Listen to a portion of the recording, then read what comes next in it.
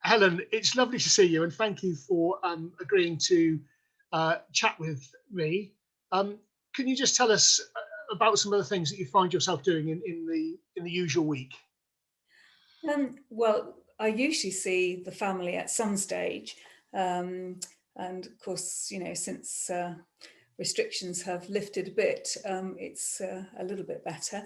And this week I should be going up on voting day because, of course, um, the voting station, polling station opens and the schools close, don't they? So I should be looking after the three grandchildren on Thursday. Um, I do a lot of gardening, do a lot of walking up and down into uh, and out of Camden, shopping or posting a letter or something like that, to sort of get my daily exercise. Yeah, And yeah. yeah, so I So in the midst of all that busyness, Helen, yeah. where does faith find space in the midst of all of that? Well, it's interesting, isn't it? Because I was thinking about this, and it seems to me it's part and parcel of who I am. I've been a Christian now for since I was 17, so that's over 50 years, and it's just a habit. You know, God is with me. I know He's with me, and whatever I'm doing, I can ask God for help, support, or I can tell him, what a fabulous bird song that is that I can hear, or what Yeah. beautiful flowers, and how amazing he is, really. Mhm.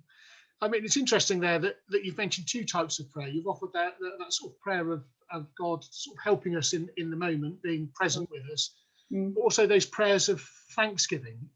Do you find it easier to offer one of those prayers than the other, or are there particular times of the day or things that trigger you? Um, I, I think it's just a natural. It's a natural reaction, isn't it? We're talking with the grandchildren.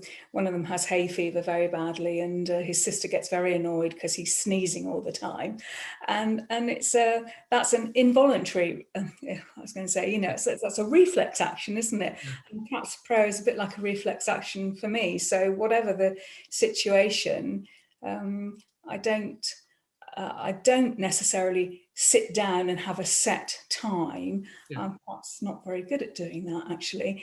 But there are, if I'm digging the garden, and somebody's just given me I've just had a phone call or an email from somebody or something, saying that they've got a problem, then I can sort of talk that over with God, um, uh, and if I have to reply to an email, which is quite a difficult one, somebody's sent me an email which is cross or angry or Mm. upset, it gives me time when I'm gardening or walking up and down, as I say, into Camden, to reflect on, what my response should be.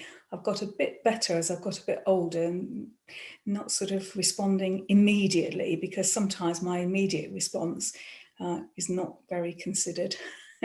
I'm sure that's true for most of us, Helen. That's Mm, sort of good advice, actually, isn't it? To do something and just let the Holy Spirit, work within us, mm, and then hopefully we can write something which is more considered, yeah, uh, yes, and yeah. builds that relationship.